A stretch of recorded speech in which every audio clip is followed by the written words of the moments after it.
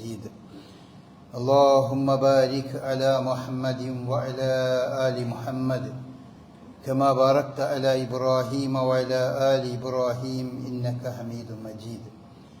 أما بعد فإن خير الكلام كلام الله وخير الهدي هدي محمد صلى الله عليه وسلم وشر الأمور محدثاتها وكل محدثة بدعة. يا أيها الذين آمنوا اتقوا الله حق تقاته ولا تموتن إلا وأنتم مسلمون. أعوذ بالله من الشيطان الرجيم. بسم الله الرحمن الرحيم. قل يا أهل الكتاب لا تغلوا في دينكم غير الحق ولا تتبعوا أهواء قوم قد ضلوا من قبل وضلوا كثيرا وضلوا عن سواء السبيل. പ്രിയപ്പെട്ട സഹോദരന്മാരെ, സഹോദരികളെ, അല്ലാഹു സുബ്ഹാനഹു വ തആലയുടെ വിധിവിലക്കുകൾ സൂക്ഷിച്ചുകൊണ്ട് അവനോട് ഏറ്റവും തഖ്വയുള്ളവരായി ജീവിക്കണം എന്നുണർത്തുകയാണ്. അള്ളാഹുവിൻ്റെ സന്നിധിയിലേക്ക് നമ്മൾ ഓരോരുത്തരും മടക്കപ്പെടുന്ന സന്ദർഭം എപ്പോഴും നമ്മുടെ മനസ്സിൽ സജീവമായി ഉണ്ടാകേണ്ടതാണ്. നമ്മുടെ കൂട്ടത്തിൽ നിന്ന് പലരും ഓരോ ദിവസങ്ങളായി പിരിഞ്ഞ് പോകുന്നത് നമ്മൾ അറിയുകയാണ്. കഴിഞ്ഞ ആഴ്ചയിൽ നമ്മുടെ ഒരു സഹോദരൻ ഇസ്മായിൽക്ക എന്ന് അറിയും, അദ്ദേഹം ഇസ്ലാമിലേക്ക് കടന്നു വന്ന ഒരു മനുഷ്യനായിരുന്നു. വളരെ സാത്വികനായി ജീവിച്ച് അദ്ദേഹം നമ്മുടെ പള്ളിയുമായും നമ്മിൽ പല ആളുകളുമായും വളരെ അടുത്ത ബന്ധം പുലർത്തിയിരുന്ന ഒരു മനുഷ്യനാണ്. കഴിഞ്ഞ ദിവസം അദ്ദേഹം മരണപ്പെടുകയും അദ്ദേഹത്തിൻ്റെ ലോകത്തേക്ക് യാത്ര തിരിക്കുകയും ചെയ്തു. അള്ളാഹു അദ്ദേഹത്തിനും അദ്ദേഹത്തിൻ്റെ എല്ലാ സൽക്കർമ്മങ്ങളും അദ്ദേഹത്തിനും നമുക്കുമൊക്കെ അവൻ്റെ ജന്നാത്തുൽ ഫിർദൗസിൽ ഇടം നൽകുമാറാകട്ടെ. സൂറത്തുൽ മാഇദയിലെ 77-ാമത്തെ വചനമാണ് ഞാൻ ഓതിയത്. വേദം നൽകപ്പെട്ട ആളുകളോട് അല്ലാഹു സുബ്ഹാനഹു വ തആല നിർദ്ദേശിക്കുന്ന ഒരു കാര്യമാണ്. യാ അഹ്ലൽ കിതാബ്, ഖുൽ യാ അഹ്ലൽ കിതാബ്, നീ പറയുക പ്രവാചകരെ, വേദം നൽകപ്പെട്ടവരെ, ലാ തഗ്ലൂ ഫീ ദീനിക്കും, നിങ്ങളുടെ മതത്തിൽ നിങ്ങൾ അതിര് കവിഞ്ഞു പോകരുത്. ഗൈറൽ ഹഖി, ഒരു അവകാശവുമില്ലാതെ നിങ്ങൾ അസത്യത്തിൽ നിലനിൽക്കുന്ന രീതിയിൽ നിങ്ങൾ അതിര് കവിയരുത്. വലാ തത്തബിഉ അഹ്വാഅ ഖൗമിൻ ഖദ് ളല്ലൂ മിൻ ഖബൽ, നേരത്തെ തന്നെ വഴിപിഴച്ചു പോയ ചില സമൂഹങ്ങളുടെ താന്തോന്നിത്തത്തിന് പിന്നാലെ നിങ്ങളും പോകരുത്. വദല്ലു കസീറൻ, ധാരാളം ആളുകളെ ആ സമൂഹം വഴിപിഴപ്പിച്ചിട്ടുണ്ട്. വദല്ലു അൻ സവാഇ സബീൽ, അവരും നേർമാർഗത്തിൽ നിന്ന് പിഴച്ചുപോയവരാണ്. അപ്പോൾ ഈ ആയത്തിൽ പ്രധാനമായും വേദം നൽകപ്പെട്ട ജൂത ക്രിസ്ത്യാനികളെ മുൻനിർത്തിക്കൊണ്ടാണ് ഇവിടെ സംസാരിക്കുന്നത്. അല്ലാഹു സുബ്ഹാനഹു വ തആല, നിങ്ങൾ അതിര് കവിയരുത്, മതത്തിൻ്റെ വിഷയത്തിൽ അതിര് കവിയരുത്. നിങ്ങളെ മുമ്പ് കഴിഞ്ഞു പോയ ചില സമൂഹങ്ങളുണ്ട്, അവർ മതകാര്യങ്ങളിൽ ഒരുപാട് അതിര് കവിയുകയും ധാരാളം മനുഷ്യന്മാർ അതിൻ്റെ പേരിൽ വഴിപിഴച്ചു പോവുകയും ചെയ്തിട്ടുണ്ട്. ആ അതിര് കവിച്ചിലിൻ്റെ ഒരു രൂപം വിശുദ്ധ ഖുർആൻ ക്രിസ്ത്യാനികളുടെ ഇടയിൽ വന്ന അതിര് കവിയലിൻ്റെ ഒരു രൂപം സൂറത്തുൻ നിസായിലെ 171-ാം വചനത്തിൽ പറയുന്നുണ്ട്. യാ അയ്യുഹൽ കിതാബ്, യാ അഹ്ലൽ കിതാബ് ലാ തഗ്ലൂ ഫീ ദീനിക്കും, മതത്തിൽ നിങ്ങൾ അതിര് കവിയരുത്. വലാ തഖൂലു അലല്ലാഹി ഇല്ലൽ ഹഖ്, അള്ളാഹിനെ പറ്റി ഇല്ലാത്തത് ഒന്നും നിങ്ങൾ പറയരുത്. അള്ളാഹുവിനെ പറ്റി സത്യമേ നിങ്ങൾ പറയാവൂ. ഇന്നമൽ മസീഹു ഈസ ഇബ്നു മറിയം റസൂലുള്ളാഹി വ കലിമത്തുഹു അൽഖാഹ ഇലാ മറിയം വ റൂഹും മിൻഹു. മസീഹ് ഈസ അലൈഹിസ്സലാം മറിയമിൻ്റെ പുത്രനാണ്, അള്ളാഹുവിൻ്റെ ഒരു ദൂതനാണ്.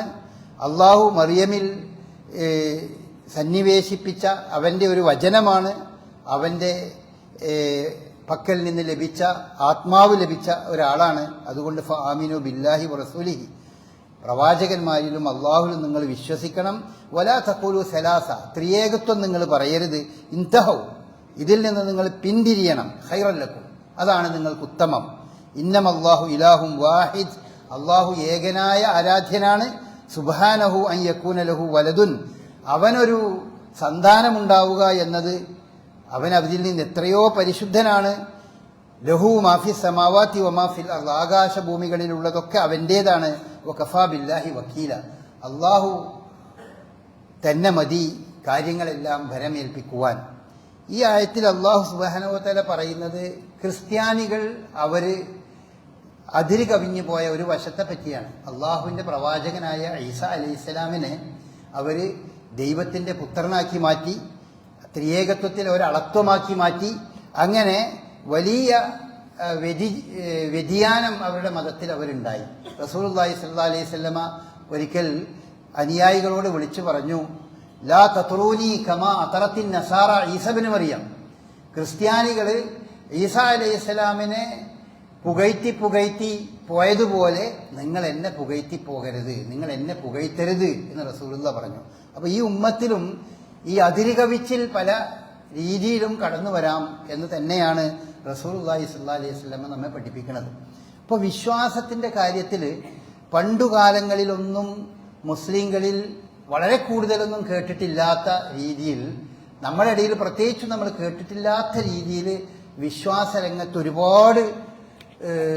ഒരുപാട് വലിയ വലിയ പ്രശ്നങ്ങൾ തന്നെ നമ്മൾ കാണുകയാണ്. മുസ്ലിങ്ങളായിട്ടിരിക്കുന്ന ആളുകൾ സാധാരണ മനുഷ്യന്മാരെ പറ്റി ഔലിയാക്കൾ, അമ്പിയാക്കൾ, മഹാന്മാർ എന്നൊക്കെ പറഞ്ഞുകൊണ്ട് അവരെ സംബന്ധിച്ചിടത്തോളം അവർ വെച്ചു പുലർത്തുന്ന വിശ്വാസങ്ങൾ, അവർ പ്രചരിപ്പിക്കുന്ന വിശ്വാസങ്ങൾ, അത് വളരെ അപകടകരമായ രീതിയിൽ വിശ്വാസം കടന്നു പോവുകയാണ്. അതിൽ ഇപ്പം അടുത്ത കാലത്ത് നമ്മൾ ഈ വലിയ ചർച്ചയായി വന്ന ഇസ്ലാമിക മാധ്യമങ്ങളിലൊക്കെ വലിയ ചർച്ചയായി വന്നൊരു സംഗതിയാണ്. ഇവിടെ മടവൂരുള്ള ഒരു മരിച്ചുപോയ ഒരു മനുഷ്യൻ, അദ്ദേഹം പടച്ചോനാണ് എന്നാണ് അവർ പറയുന്നത്. അവർ പടച്ചോൻ, മടവൂരാണ് ഇപ്പോൾ പടച്ചോൻ എന്ന് പറയുന്ന രീതിയിൽ, അത് പ്രചരിപ്പിക്കുന്ന രീതിയിലെത്തി. അപ്പം നമ്മൾക്കൊക്കെ തോന്നും, എന്താ ഇപ്പം മടവൂര് പടച്ചോനല്ല എന്നിപ്പോൾ എല്ലാവർക്കും അറിയാലോ, പിന്നെ എന്താണ് ഇങ്ങനെയൊക്കെ പറയുന്ന ആളുകൾ, എന്താ ഈ വിശ്വാസം? അത് ഒരു വിശ്വാസത്തിൻ്റെ ഭാഗമാണ്. നമ്മുടെ നാട്ടിലെ ഈ സുന്നി വിഭാഗത്തിൽപ്പെട്ട എല്ലാവരും അങ്ങനെ വിശ്വസിക്കണവരല്ല. മടവൂരിനെ സംബന്ധിച്ച് അദ്ദേഹം പടച്ചോനാണെന്ന് വിശ്വസിക്കുന്ന ആരുമില്ല. പക്ഷേ അങ്ങനെ വിശ്വസിക്കുന്ന, ആ രീതിയിൽ വിശ്വസിക്കുന്ന ത്വരീക്കത്തുകളുണ്ട്. ചില ത്വരീക്കത്തുകൾ അങ്ങനെയാണ്. അവർ വിശ്വസിക്കണം എന്താന്ന് വെച്ചാൽ, അത് പണ്ട് മുതലേ ഈ അദ്വൈത സിദ്ധാന്തവും അതുപോലെ സൂഫിസമാണ് യഥാർത്ഥത്തിൽ ഈ വിശ്വാസത്തിലേക്ക് ആളുകളെ കൊണ്ടുപോകുന്നത്. അതായത് അള്ളാഹുവിൻ്റെ ബഹിർപ്രകടനമാണ് ചില ആളുകളിലൂടെ കാണുന്നത് എന്നാണ്. അതുകൊണ്ടാണ് മടവൂര് പടച്ചോനാണോ എന്ന് പറയുന്ന നിങ്ങൾ പലരും, നമ്മളിൽ പല ആളുകളും കേട്ടിട്ടുണ്ടാവും ആ ഒരു ആ വാദഗതിയും അതുമായി ബന്ധപ്പെട്ട ആ പാട്ടും ഒക്കെ എല്ലാവരും കേട്ടിട്ടുണ്ടാവും. അതിൽ പറയുന്നുണ്ട് ഹൂ അല്ലാ മടവൂർ എന്നാണ്. അതായത് അള്ളാഹു എന്ന് പറയുന്നത് മടവൂരിൽ ഇറങ്ങി നിൽക്കുകയാണ്, മടവൂരിൽ വന്നിരിക്കുകയാണ്. ഇത് മുമ്പേ ഉള്ള ഒരു സൂഫി സിദ്ധാന്ത അനൽ ഹക്ക് എന്ന് പറഞ്ഞുകൊണ്ടാണ് പണ്ട് കാലത്തുണ്ടായിരുന്ന ഇബ്നുൽ അറബിയെ പോലെയുള്ള സൂഫിസത്തിന്റെ ഒക്കെ വക്താക്കളായിരുന്ന ആളുകൾ അനൽ ഹക്ക്, ഞാനാണ് ഹക്ക്, അഥവാ ഞാനാണ്, എന്നിലാണ് ദൈവത്തിന്റെ അംശം കുടികൊള്ളുന്നത് എന്ന് ഹൈന്ദവ വിശ്വാസത്തിൽ നിന്ന് മുസ്ലിങ്ങളിലേക്ക് ചേക്കേറിയ ഒരു വിശ്വാസമാണിത്. ഹിന്ദുക്കളെ സംബന്ധിച്ചിടത്തോളം അവർ അദ്വൈതത്തിൽ വിശ്വസിക്കുന്നവരാണ്. അതായത് രണ്ടെണ്ണം ഇല്ല എന്ന് വിശ്വസിക്കുന്നവർ. അദ്വൈതം എന്ന് പറഞ്ഞാൽ അർത്ഥം രണ്ടെണ്ണം ഇല്ല എന്നാണ്. ദ്വൈതം എന്ന് പറഞ്ഞാൽ രണ്ടെണ്ണം ഉള്ളത് എന്നാണ്. നമ്മൾ ഇസ്ലാമിന്റെ വിശ്വാസം, നമ്മളൊക്കെ ദ്വൈത വിശ്വാസികളാണ്. രണ്ടെണ്ണമാണ് നമ്മൾ വിശ്വസിക്കുന്നത്. അതായത് സൃഷ്ടാവ്, സൃഷ്ടി, ഇങ്ങനെ രണ്ടെണ്ണം ഉണ്ട് എന്ന് വിശ്വസിക്കുന്നവരാണ് യഥാർത്ഥ ഇസ്ലാമത വിശ്വാസികളും അതുപോലെ മറ്റു മതങ്ങളൊക്കെ വിശ്വസിക്കുന്നത് സൃഷ്ടാവ്, സൃഷ്ടി, ഇങ്ങനെ രണ്ടെണ്ണം ഉണ്ട് എന്നാണ്. എന്നാൽ ഹൈന്ദവ പുരാണങ്ങളും അല്ലെങ്കിൽ ഹൈന്ദവ വിശ്വാസത്തിന്റെ ചില ധാരകളിലൂടെ അവർ പ്രചരിപ്പിക്കുന്ന അദ്വൈതമാണ്. അദ്വൈതം എന്ന് പറഞ്ഞാൽ രണ്ടെണ്ണം എന്നൊന്നില്ല, എല്ലാം ഒന്നാണ്. നമ്മളൊക്കെ, എല്ലാ മനുഷ്യരും, ഈ പ്രപഞ്ചത്തിലെ മുഴുവൻ ചരാചരങ്ങളും ദൈവത്തിന്റെ അംശം കുടികൊള്ളുന്നവരാണ്. എല്ലാവരും ദൈവത്തിന്റെ അംശം കുടികൊള്ളുന്നവരാണ്. ആ സിദ്ധാന്തം അത് മുസ്ലിങ്ങളിലേക്ക് കടന്നു വന്നത് സൂഫിസത്തിലൂടെയാണ്. സൂഫിസത്തെ പല ആളുകളും പല രീതിയിലും അതിനെ മഹത്വവൽക്കരിച്ചൊക്കെ പറയാറുണ്ട്. പക്ഷെ സൂഫിസത്തിന്റെ ഏറ്റവും വലിയ അപകടകരമായ അവസ്ഥ ഈ അദ്വൈതത്തിലേക്ക് ഇസ്ലാമിന്റെ സിദ്ധാന്തങ്ങളെ, ഇസ്ലാമിക വിശ്വാസങ്ങളെ അദ്വൈതത്തിലൂടെ കടത്തിക്കൊണ്ടുപോകാൻ ശ്രമിച്ചു എന്നാണ്. അങ്ങനെ അവർ വിശ്വസിക്കുന്ന വിശ്വാസമാണ് ഇത് ദൈവം എന്ന് പറയുന്നത് അത് മനുഷ്യനിൽ ചില പിന്നെ ഹൈന്ദവ പുരാണത്തെ സംബന്ധിച്ചിടത്തോളം എല്ലാ സൃഷ്ടികളിലും, അത് മനുഷ്യൻ എന്നില്ല, എല്ലാ സൃഷ്ടികളും. അതുകൊണ്ടാണ് പിന്നെ കോടിക്കണക്കിന് പിന്നെ ദൈവങ്ങളിൽ ഹിന്ദു മതവിശ്വാസികൾ വിശ്വസിക്കുന്നു എന്ന് പറയുന്നത് അന്നത്തെ ആ കാലത്തുണ്ടായിരുന്ന പിന്നെ ജനസംഖ്യയാണ്. ആ കാലത്തുണ്ടായിരുന്ന ജനസംഖ്യ അത്ര കോടിയായിരുന്നു. അത്ര ആളുകളിലും ദൈവത്തിന്റെ അംശം ഉണ്ടെന്ന് അവർ വിശ്വസിക്കുന്നതാണ്. പക്ഷേ സൂഫിസം അങ്ങനെ എല്ലാവരിലുമല്ല ചില മനുഷ്യരിൽ ഈ പറഞ്ഞ രീതിയിൽ അള്ളാഹുവിൻ്റെ അംശം പിന്നെ കയറി വരും എന്ന് വിശ്വസിക്കുകയും അവരാണ് സൂഫികളിലെ മഹാന്മാരും, അവരാണ് ആ രീതിയിൽ അവർ പ്രചരിപ്പിക്കുകയും ചെയ്തു. അതിൽ ആ വിശ്വാസമാണ്, അതാണ് ത്വരീഖത്തിലൂടെ നമ്മളുടെ മുസ്ലിം സമൂഹത്തിലേക്ക് കടന്നു വരുന്നത്. ഈ ത്വരീഖത്തിലൂടെ കടന്നു വരുന്നത് ആ ത്വരീഖത്തിന്റെ ഒരു വിശ്വാസത്തിന്റെ ഒരു ഭാഗമാണ് യഥാർത്ഥത്തിൽ മടവൂരാണ് പടച്ചോൻ എന്ന് പറയുന്ന സംഗതി. അള്ളാഹു ആണ് മടവൂര് എന്ന് പറഞ്ഞാൽ ആ ഒരു സാധാരണ അദ്ദേഹത്തെ പറ്റി അദ്ദേഹത്തിന്റെ ഏറ്റവും അടുത്ത ബന്ധുക്കളായ ആളുകൾ വെളിപ്പെടുത്തിയിട്ടുള്ള സംഗതി അദ്ദേഹത്തിന് മാനസികമായ ഒരു അസ്വാസ്ഥ്യം ഉണ്ടായിരുന്ന ഒരു സാധാരണ മനുഷ്യനായിരുന്നു, ഒരു മതപണ്ഡിതനായിരുന്നു അദ്ദേഹത്തിന് പിൽക്കാലത്ത് മാനസിക അസ്വസ്ഥതകൾ ഉണ്ടായി. അങ്ങനെ അദ്ദേഹം മരണപ്പെട്ടു പോയ മനുഷ്യനാണ്. പക്ഷെ അദ്ദേഹത്തെ പറ്റി ഇല്ലാ കഥകൾ പറഞ്ഞ് ഇപ്പൊ നമ്മൾ കുറേ ഇല്ലാ കഥകൾ നമ്മുടെ നാട്ടിലെ യാഥാസ്ഥിക പണ്ഡിതന്മാരിൽ നിന്ന് ഒരുപാട് കേട്ടിട്ടുണ്ട്. അത് പലരും ആളുകളും ചിരിച്ചിങ്ങനെ തള്ളുന്ന ഒരുപാട് കഥകൾ നമ്മൾ കേട്ടിട്ടുണ്ട്.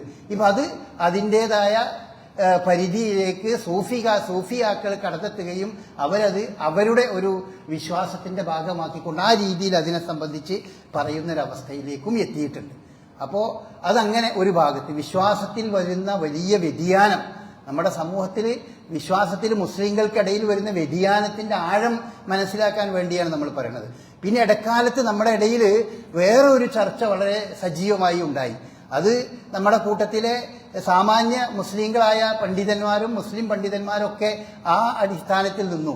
അള്ളാഹുവിലേക്ക് ഒരു മനുഷ്യന് ബന്ധപ്പെടണമെങ്കിൽ അവന് ഇടയാളന്മാർ വേണോ വേണ്ടയോ, അത് വലിയൊരു ചർച്ചയായിരുന്നു.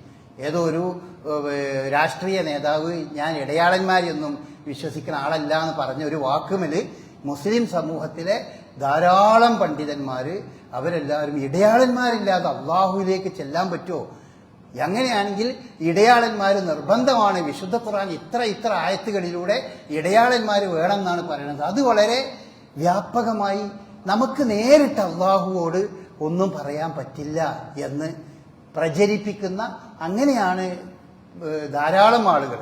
ഇപ്പോൾ നേരത്തെ പറഞ്ഞ പടച്ചോനാണെന്ന് വിശ്വസിക്കുന്ന ആളുകൾ നമ്മുടെ കൂട്ടത്തിലെ സാധാരണക്കാരൊന്നുമില്ല. പക്ഷെ ഇടയാളന്മാരില്ലാതെ അള്ളാഹുവോട് നമുക്കൊന്നും പറയാൻ പറ്റില്ല എന്ന് വിശ്വസിക്കുന്ന സംഗതി അത് ധാരാളം ആളുകളുണ്ട്.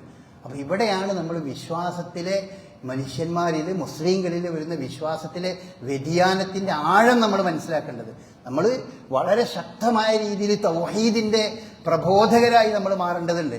പണ്ട് കാലത്ത് വളരെ ശക്തമായ രീതിയിൽ ഈ നാട്ടിൽ ഏകദൈവാരാധനയുടെയും തൗഹീദിന്റെയും പ്രാർത്ഥന അള്ളാഹുവോട് മാത്രം എന്നൊക്കെ പറഞ്ഞുകൊണ്ട് അതിശക്തമായ പ്രവർത്തനത്തിന്റെ ഫലമായിട്ടാണ് അള്ളാഹുവിന്റെ വലിയ അനുഗ്രഹം കൊണ്ട് നമുക്കൊക്കെ ഈ വെളിച്ചം ലഭിച്ചിട്ടുള്ളത് അതിന്റെ അടിസ്ഥാനത്തിലാണ്. പക്ഷേ അതിൽ നിന്ന് ഇപ്പോ ബഹുദൂരം നമ്മുടെ മുസ്ലിം സാമാന്യ ജനങ്ങൾ ഈ സോഷ്യൽ മീഡിയയുടെയൊക്കെ സ്വാധീനം കൊണ്ട് അകന്നു പോകുന്ന ഒരു കാഴ്ചയാണ് നമുക്ക് കാണുന്നത്. അപ്പോൾ വിശുദ്ധ ഖുർആനിന്റെ അടിസ്ഥാനത്തിൽ തന്നെ നമ്മൾ ഇത്തരം കാര്യങ്ങൾ മനസ്സിലാക്കേണ്ടതുണ്ട്. വിശുദ്ധ ഖുർആൻ വളരെ വ്യക്തമായി പറയുന്ന ഒരു സംഗതിയാണ്, വലഖദ് ഖലഖനൽ ഇൻസാന വനഅലമു മാ നുവസ്സിസു ബിഹി വനഹ്നു അഖറബു ഇലൈഹി മിൻ ഹബിലിൽ വരീദ്. എന്തിനാണ് ഇപ്പോൾ അള്ളാഹു അങ്ങനെ പറഞ്ഞു വന്നത്?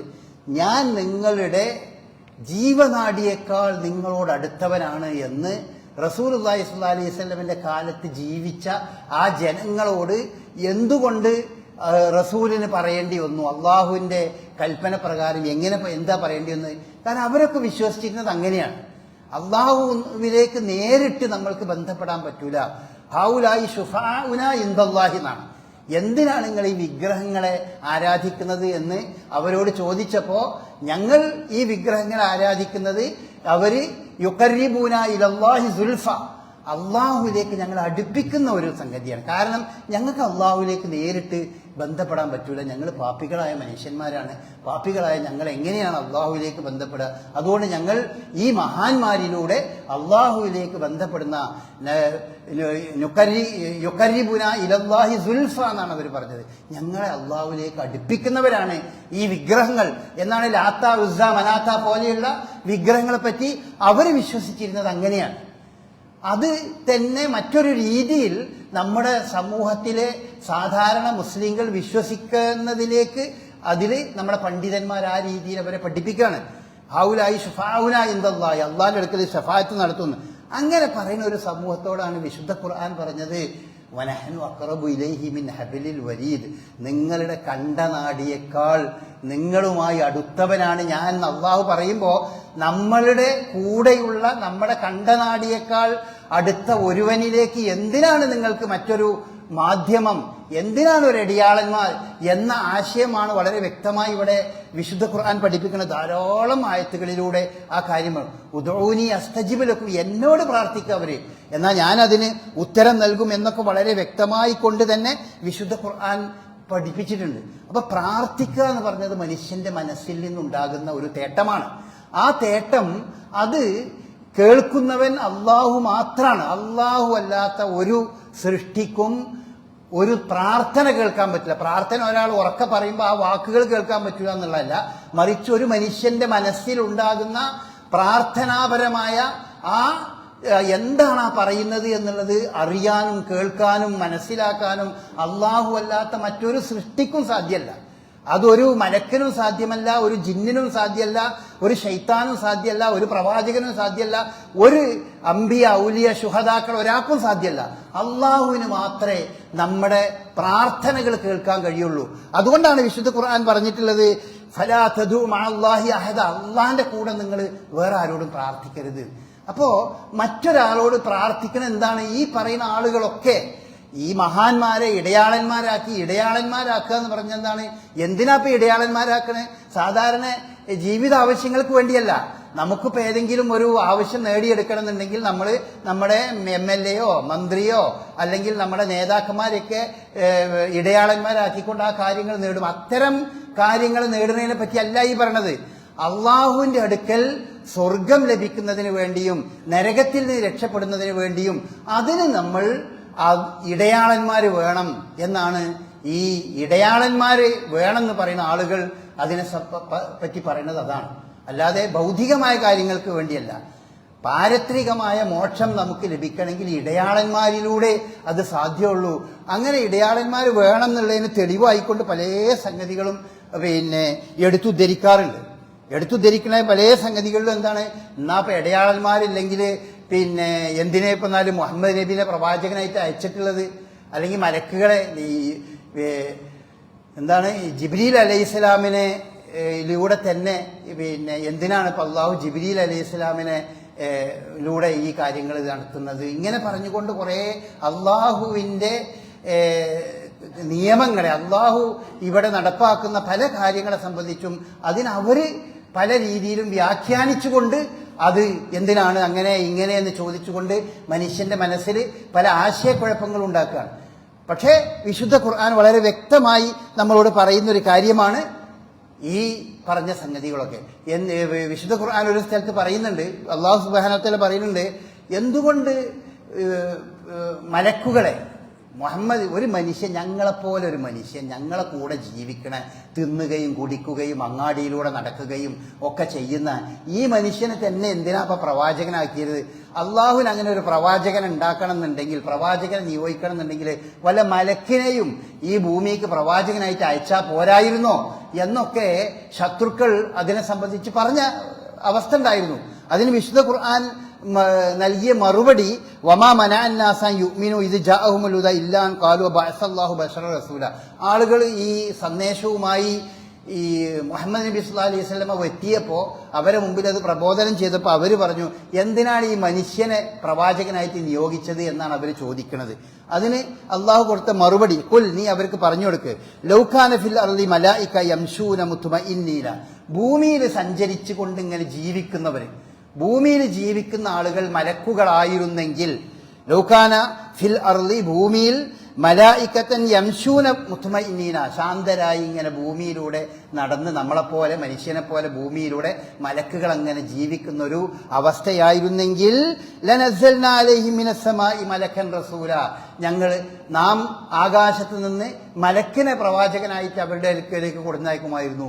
മനുഷ്യൻ എന്തിനാ പ്രവാചകനാക്കിയത് എന്നുള്ളത്, അത് ഭൂമിയിൽ ജീവിക്കണവരൊക്കെ മനുഷ്യരായതുകൊണ്ടാണ് മനുഷ്യനെ പ്രവാചകനായിട്ട് നിയോഗിച്ചിട്ടുള്ളത് എന്നാണ് അള്ളാഹു സുബ്ഹാനഹു വ തആല ആ വിഷയത്തിൽ പറഞ്ഞിട്ടുള്ളത്. അപ്പൊ അള്ളാഹുവിന്റെ ഹിക്മത്ത്, അള്ളാഹുവിന്റെ തീരുമാനപ്രകാരം നടത്തുന്ന പല കാര്യങ്ങളെയും ദുർവ്യാഖ്യാനിച്ചുകൊണ്ട് എന്തിനാണ് ഇടയാളന്മാർ വേണ്ടേ, ഇടയാളന്മാരില്ലാതെ എങ്ങനെയാണ്, പിന്നെ കുറെ കെട്ടുകഥകളാണ്. റസൂലുള്ളാഹി സ്വല്ലല്ലാഹു അലൈഹി വസല്ലമയുടെ മരണശേഷം ഏതോ ഒരാൾ റസൂലുള്ളാഹി സ്വല്ലല്ലാഹു അലൈഹി വസല്ലമയുടെ ഖബറിന്റെ അടുക്കൽ വന്നിട്ട് ഞങ്ങൾക്ക് മഴ വേണം എന്ന് റസൂലിനോട് പറഞ്ഞു. അങ്ങനെ റസൂലുള്ളാഹി സ്വല്ലല്ലാഹു അലൈഹി വസല്ലമ അയാൾക്ക് സ്വപ്നത്തിൽ അത് കാണിച്ചു കൊടുത്തു. ഉമർ ഖത്താബിന്റെ അടുക്കൽ വന്നു, ഇസ്തസ്ഖി ലി ഉമ്മത്തിക്, ഈ തന്റെ ഉമ്മത്തിന് നീ മഴ നൽകൂ എന്നൊക്കെ പറഞ്ഞു എന്ന് പറഞ്ഞ കെട്ടുകഥകൾ, ഇല്ലാത്ത കഥകൾ പറഞ്ഞുണ്ടാക്കിയിട്ട് അള്ളാഹുവിലേക്ക് നമുക്ക് നേരിട്ടെടുക്കാൻ കഴിയില്ല. അള്ളാഹുവിലേക്ക് ഇടയാളന്മാരിലൂടെ മാത്രമേ അള്ളാഹുവിലേക്ക് അടുക്കാൻ പറ്റുള്ളൂ എന്നുള്ള വളരെ അപകടകരമായ ഈ വിശ്വാസം മുസ്ലിങ്ങൾക്കിടയിൽ പ്രചരിപ്പിക്കണം. അതുകൊണ്ട് നമ്മൾ പ്രിയപ്പെട്ട സഹോദരന്മാരെ, സഹോദരികളെ, നമ്മൾ മനസ്സിലാക്കേണ്ട ഏറ്റവും പ്രധാനപ്പെട്ട വിഷയം, നമ്മളുമായി ഏറ്റവും അടുത്തവൻ അള്ളാഹുവാണ്. നമ്മളുടെ എന്തു കാര്യങ്ങളും നമുക്ക് ഏറ്റവും ആദ്യം പറയാനും നമ്മുടെ സങ്കടങ്ങൾ ബോധിപ്പിക്കാനുള്ളതൊക്കെ അള്ളാഹുവോടാണ്. അത് നേരിട്ട് ചെയ്യുക എന്നുള്ളതാണ് മുസ്ലിമിന്റെയും ഇസ്ലാമിന്റെയും പ്രത്യേകത. മുസ്ലിമും ഇസ്ലാം മതവിശ്വാസികളല്ലാത്ത ആളുകളൊക്കെ ഇതിന് ഇടയാളന്മാരെ സ്വീകരിക്കുന്നവരാണ്. ക്രിസ്ത്യാനികളാണെങ്കിൽ അവർ യേശുക്രിസ്തുവിനെ ഇടയാളന്മാരാക്കിക്കൊണ്ടാണ് അവർ പ്രാർത്ഥിക്കുകയും ഒക്കെ ചെയ്യുന്നത്. അതുപോലെ പുണ്യവാളന്മാരെ, മരിച്ചുപോയ അവരുടെ വലിയ സന്യാസിമാരെയും പുണ്യവാളന്മാരെയും ഒക്കെയാണ് അവർ ഇടയാളന്മാരാക്കിക്കൊണ്ട് അവർ പ്രാർത്ഥിക്കുന്നത്. അതുപോലെ തന്നെ ഹൈന്ദവ മതവിശ്വാസികളാണെങ്കിൽ അവർ വിഗ്രഹങ്ങളെയും അതുപോലെയുള്ള പുണ്യവാളന്മാരെയാണ് ഇടയാളന്മാരാക്കിക്കൊണ്ടാണ്. ഇസ്ലാമിന്റെ ഒരു പ്രത്യേകത തന്നെ ഇടയാളന്മാരില്ലാതെ നേർക്ക് നേരെ അള്ളാഹുവോട് പ്രാർത്ഥിക്കുക. ഹനീഫൻ മുസ്ലിമൻ എന്നുള്ളതാണ് പറഞ്ഞത്. ഹനീഫ് എന്ന് പറഞ്ഞാൽ അത് ഇബ്രാഹിം അലൈഹി സ്വലാത്തു വസ്സലാമിന്റെ ചര്യ അനുസരിച്ച് നമ്മളൊക്കെ കൃത്യമായി നമസ്കാരത്തിലൊക്കെ പ്രാർത്ഥിക്കുന്ന വജ്ജഹത്തു വജിഹലില്ലതി എന്ന് പറയുന്ന ആ പ്രാർത്ഥനയുള്ള ഹനീഫൻ മുസ്ലിമൻ. ഹനീഫ് എന്ന് പറഞ്ഞാൽ നേർക്കുനേരെ എന്നാണ്. ഇടയാളന്മാരില്ലാതെ നേർക്കുനേരെ അള്ളാഹുവോട് പ്രാർത്ഥിക്കുക. നേർക്കുനേരെ അള്ളാഹിനോട് പ്രാർത്ഥിക്കേ, ദൈവത്തോട് പടച്ച തമ്പുരാനോട് നേർക്കുനേരെ പറയേ എന്നാണ് മുസ്ലിങ്ങളല്ലാത്ത പല ആളുകളുടെയും ധാരണയും വിശ്വാസം. അതാണ് നമ്മളുടെ ഏറ്റവും പ്രധാനപ്പെട്ട വിശ്വാസം. നമ്മുടെ ഏറ്റവും പ്രധാനപ്പെട്ട സംഗതി, നമുക്ക് അള്ളാഹുവോട് ഒരു സംഗതി പറയാൻ ഇടയിൽ ഒരാൾ വേണ്ട. നേർക്കുനേരെ നമുക്ക് പറയാം. എന്റെ കാര്യങ്ങൾ മറ്റേതൊരാൾ അറിയുന്നതിനേക്കാൾ കൂടുതൽ അത് അള്ളാഹുവാണ് അറിയുക. അതല്ലേ നമ്മുടെ വിശ്വാസം. പടച്ചോൻ അറിയണ പോലെ എന്റെ കാര്യങ്ങൾ അറിയണത് പിന്നെ വേറെ അല്ല ഉള്ളത് ആരാ? നമ്മളിപ്പോ ഈ ഇടയാളന്മാരായിക്കൊണ്ട്, ഇപ്പൊ ബദരീങ്ങളെ ഇടയാളന്മാരായിക്കൊണ്ട് പ്രാർത്ഥിക്കുന്ന ആളുകളുണ്ട്. ബദരീങ്ങൾക്കാണോ അറിയുക, അതോ പടച്ചോനാണോ എന്റെ കാര്യം ഏറ്റവും കൂടുതൽ അറിയുക? അല്ലെങ്കിൽ മരിച്ചുപോയ ഏതെങ്കിലും മഹാന്മാർക്കും ഷെയ്ഖുമാർക്കും ആണോ എന്റെ കാര്യം ഏറ്റവും കൂടുതൽ അറിയുക, അതോ പടച്ചോനാണോ? നമ്മളെല്ലാവരും വിശ്വസിക്കുന്നത് അള്ളാഹു അറിയുന്നത് പോലെ മറ്റൊരാൾക്കും അറിയില്ല എന്നാണ്. അപ്പൊ നമുക്ക് നേരിട്ട് അള്ളാഹുവോട് പറയാം, നേരിട്ട് അള്ളാഹുവോട് പ്രാർത്ഥിക്കാം, നേരിട്ട് അള്ളാഹുവോട് ചോദിക്കാം, നേരിട്ട് അള്ളാഹുവോട് സങ്കടം പറയാം. അതാണ് ഇസ്ലാമിന്റെ പ്രത്യേകത. ആ പ്രത്യേകത നമ്മൾ ശരിയായി മനസ്സിലാക്കണം. വ്യതിചലിച്ചു പോകാൻ പാടില്ലാത്ത ഒരു കാര്യമാണത്. അതിലൊന്നും ഒരു അണുമണിത്തൂക്കം നമ്മൾക്ക് എന്തുണ്ടാകാൻ പാടില്ല, വ്യതിചലനം ഉണ്ടാകാൻ പാടില്ല. അത് വലിയ അപകടകരമാണ്. അത് വിശുദ്ധ ഖുർആൻ പറഞ്ഞതുപോലെ അള്ളാഹുവിൽ പങ്കു ചേർക്കുന്ന അല്ലദീന യസ്തക്ബിറൂന അൻ ഇബാദത്തിഹി എന്നാണ് പറഞ്ഞത്. നമ്മളെ അള്ളാഹുവിനെ മാത്രം ആരാധിക്കുക എന്നുള്ളതിന്റെ അതിൽ നിന്നുള്ള തെറ്റിപ്പോകലാണ് അള്ളാഹു അല്ലാത്ത ആളുകളോട് നമ്മൾ പ്രാർത്ഥിക്കുക എന്നൊക്കെ പറഞ്ഞത്. അപ്പം അത്തരം സംഗതികളെ നമ്മൾ ശരിയായ രീതിയിൽ നമ്മൾ മനസ്സിലാക്കണം. സമൂഹത്തിലും വലിയ ചർച്ചകളൊക്കെ ഉണ്ടാകുമ്പോൾ നമ്മളത് ലാഘവത്തോടു കൂടി നിൽക്കാൻ പാടില്ല. ഇത്തരം സംഗതികൾ ഇടയാളന്മാരില്ലാതെ പ്രാർത്ഥിക്കുക എന്നുള്ളതും, ഈ അള്ളാഹു ആണ് പടച്ചോൻ എന്ന് പറഞ്ഞത് അത് ഒരു മനുഷ്യനിലും വരുന്നതല്ല, നമ്മളുടെ സൃഷ്ടി ഒന്നാണ്, സൃഷ്ടാവ് മറ്റൊന്ന് തന്നെയാണ് എന്നുള്ള വിശ്വാസവും നമ്മൾ ശരിയായി അടിയുറച്ച് നിൽക്കേണ്ടതുണ്ട്. അതുപോലെ തന്നെ ലോകം നിയന്ത്രിക്കുന്നത് അള്ളാഹു അല്ല, ഏതെങ്കിലും ഷെയ്ഖന്മാരാണെന്ന് വിശ്വസിക്കുന്ന ആളുകളുണ്ട്. ലോകം നിയന്ത്രിക്കുന്നത് വൽ മുദബ്ബിറാത്തി അംറാന്ന് വിശുദ്ധ ഖുർആനിലെ ഒരു വചനമുണ്ട്. അത് മലായിക്കത്തുകളെ പറ്റി പറഞ്ഞ വന്നാസിയാത്തി ഖർഖ വന്നാശിതാത്തി നഷ്ത എന്നൊക്കെ പറഞ്ഞിട്ട് അവിടെ പറഞ്ഞതാണ് വൽ മുദബ്ബിറാത്തി അംറാൻ. മലായിക്കത്തുകളെ പറ്റി ഇങ്ങനെ പറഞ്ഞതാണ്. അള്ളാഹു കാര്യങ്ങൾ നിയന്ത്രിക്കാൻ വേണ്ടി ഏൽപ്പിക്കപ്പെട്ട മലക്കുകളെ പറ്റി പറഞ്ഞാണ്. അതിന് ഏതോ ഒരു പുസ്തകത്തിൽ ഏതോ ഒരു പണ്ഡിതൻ അത് മരിച്ചുപോയ മഹാത്മാക്കളുടെ ആത്മാക്കളാണ് എന്ന് പറഞ്ഞിട്ടുണ്ട് എന്ന് പറഞ്ഞുകൊണ്ടാണ് നമ്മൾ ലോകം നിയന്ത്രിക്കുന്നത്. ഈ മരിച്ചുപോയ ഇന്ന മഹാനാണ്, മടവൂരാണ് ലോകം നിയന്ത്രിക്കുന്നത് എന്നൊക്കെ ആളുകൾ പറയുന്നത് ഈ ഒരൊറ്റ ഏതോ ഒരാൾ ഈ വൽ മുദബ്ബിറാത്തി അംറാന്ന് മലായിക്കത്തുകളെ പറ്റി പറഞ്ഞതിന് ഏതോ ഒരു പണ്ഡിതൻ പറഞ്ഞത്രേ അത് ആത്മാക്കളാണ്, മരിച്ചുപോയവരുടെ ആത്മാക്കൾ എന്നാണ് ഉദ്ദേശിക്കുന്നതെന്ന് പറഞ്ഞു. അതിനെ പിടിച്ചിട്ടാണ് ഈ മനുഷ്യന്മാരെ മുഴുവൻ ഈ ലോകം നിയന്ത്രിക്കുന്നത് ഈ പറഞ്ഞ ഏതോ ഒരു മനുഷ്യനാണ് എന്ന് പോലും ഇവിടെ പ്രചരിപ്പിക്കപ്പെടുന്നു. അപ്പം അതുകൊണ്ട് വിശ്വാസരംഗത്ത് വരുന്ന ഈ വ്യതിയാനം നമ്മൾ വളരെ ജാഗ്രതയോടുകൂടി തന്നെ നമ്മൾ അതിനെപ്പറ്റി മനസ്സിലാക്കണം. അല്ലാഹു അനുഗ്രഹിക്കുമാറാകട്ടെ. അൽഹംദുലില്ലാഹ് الذي هدانا لهذا وما كنا لنهتدي لولا أن هدانا الله اللهم صل على محمد وعلى آل محمد كما صليت على إبراهيم وعلى آل إبراهيم إنك حميد مجيد أما بعد.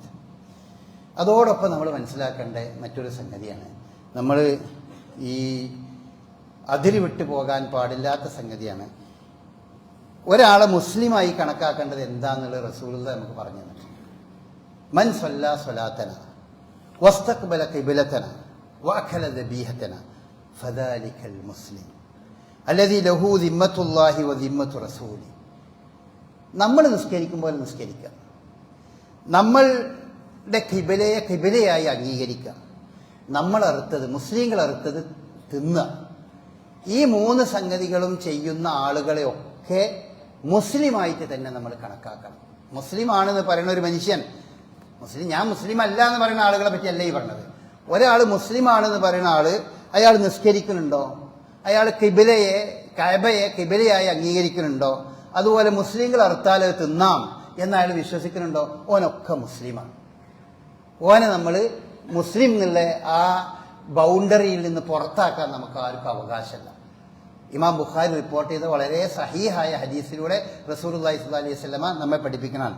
അവന് ദിമ്മത്തുല്ലാഹി വദിമ്മത്തു റസൂലി, അള്ളാഹുവിന്റെ പ്രവാചകനും നൽകുന്ന സുരക്ഷിതത്വം അവനുണ്ട്. ഒരു ഇസ്ലാമിക രാഷ്ട്രമാണെങ്കിൽ അവിടെ മുസ്ലിം ആരാന്നുള്ളത് നോക്കുക, അവൻ ചെയ്യുന്ന അവന്റെ പ്രവർത്തനങ്ങളിൽ വരുന്ന വിശ്വാസങ്ങളിൽ വരുന്ന പുഴുക്കുത്തുകളും മറ്റു സംഗതികളൊന്നും നോക്കിയിട്ടല്ല, അവൻ മുസ്ലിമാണെന്ന് അവകാശപ്പെടുകയും നമസ്കാരം നിർവഹിക്കുകയും ഖിബലയെ അംഗീകരിക്കുകയും മുസ്ലിങ്ങൾ അറുത്ത് തിന്നുകയും ചെയ്യുന്ന ആ ഒരു വിധാനത്തേക്ക് എത്തിയ ആളൊക്കെ മുസ്ലിങ്ങളാണ്. അപ്പൊ അതുകൊണ്ട് നമ്മളെ കൂട്ടത്തിലുള്ള ആരെ പറ്റി, അത് ഏത് വിശ്വാസം വെച്ചു പുലർത്തുന്ന ആളാണെങ്കിലും മുസ്ലിമാണ് എന്ന് അവകാശപ്പെടുന്ന ആളുകൾ, ചില ആളുകൾ ഞങ്ങൾ ഇസ്ലാമല്ല, ഇസ്ലാം എന്ന് പുറത്തു പോയിട്ടുണ്ട് എന്ന് പറയുന്നത് അവരെ പറ്റിയല്ല പറഞ്ഞത്. എക്സ് മുസ്ലിങ്ങൾ എന്ന് പറഞ്ഞാൽ ഞങ്ങൾ മുമ്പ് മുസ്ലിങ്ങളായിരുന്നു, ഇപ്പം മുസ്ലിങ്ങളല്ല എന്ന് പ്രഖ്യാപിച്ച ആളുകളാണ്.